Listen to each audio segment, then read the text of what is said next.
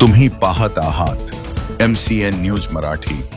जळगाव जामोद शहरातील मानाच्या कायल भैरव कावड यात्रा मंडळाच्या वतीने 18 ऑगस्ट रोजी मोठ्या उत्साहात कावड यात्रेचे आयोजन करण्यात आले होते।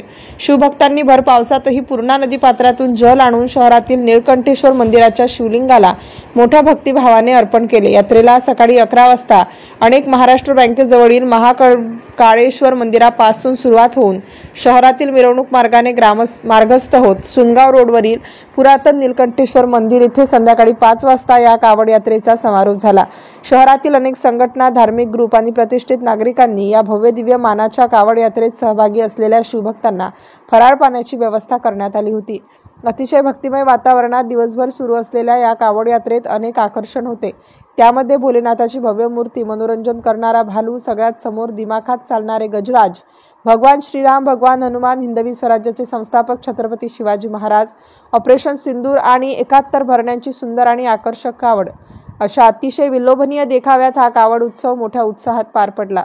या मानाच्या कावड यात्रेत पूर्ण तालुक्यातून 6 ते 7 हजार शिवभक्त सहभागी झाले होते। या निमित्ताने संपूर्ण शहरात भक्तिमय वातावरण दिसून आले।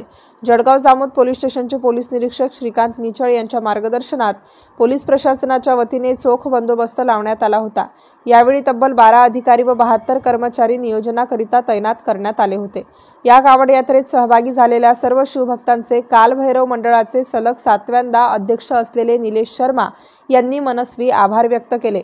हजारो शिवभक्तांसह भाजपा जिल्हाध्यक्ष सचिन देशमुख, जिल्हा उपाध्यक्ष डॉक्टर किशोर केला, माजी जिल्हा परिषद सदस्य बंडू पाटील, माजी पंचायत समिती सदस्य अशोक काळपांडे, भाजपा तालुकाध्यक्ष संजय पांडव, भाजपा युवा मोर्चा तालुका अध्यक्ष परीक्षित ठाकरे, भाजपा शहराध्यक्ष कैलास पाटील, बाळू कुटे, शिवसेना जिल्हा उपाध्यक्ष देविदास गोपे, शिवसेना तालुका प्रसिद्धी प्रमुख बाळू गजानन मानकर, राजीव उज्जैनकर यांच्यासह अनेक मान्यवर उपस्थित होते।